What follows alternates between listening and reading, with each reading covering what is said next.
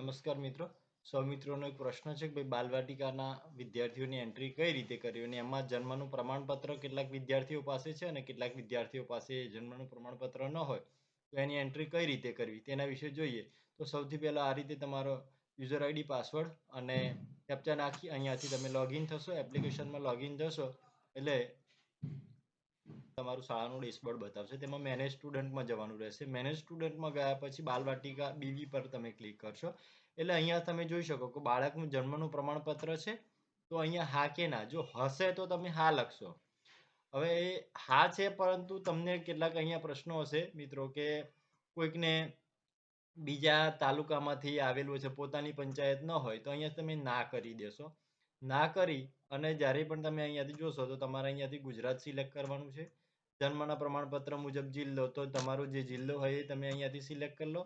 ત્યાર પછી એનો જે તાલુકો હોય એ તાલુકો તમે સિલેક્ટ કરો. ત્યારબાદ એની પંચાયતને, જે તે તમારી પંચાયત હોય તો એ પંચાયત તમે સિલેક્ટ કરો. પંચાયત સિલેક્ટ કર્યા બાદ એનું ગામ કયું છે તે પણ તમે સિલેક્ટ કરશો અને નોંધણીનું વર્ષ. હવે નોંધણીનું વર્ષ આપણને ખબર નથી, તો અહીંયા તમે જોશો કે એની પાસે પ્રમાણપત્ર જ નથી. હવે અહીંયા લખેલું છે કે બાળકનું જન્મનું પ્રમાણપત્ર ન હોવાના કારણ. તો એનું કારણ તમે આમાંથી સિલેક્ટ કરી લો. તો મિત્રો આ રીતે તમારી અહીંયા નવી એન્ટ્રી માટેનું ઓપ્શન ખુલી જશે.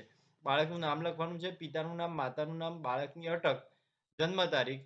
શું દિવ્યાંગ બાળક છે તો યસ નો કરવાનું છે. અહીંયાથી દિવ્યાંગ હોય તો યસ ને ના હોય તો નો.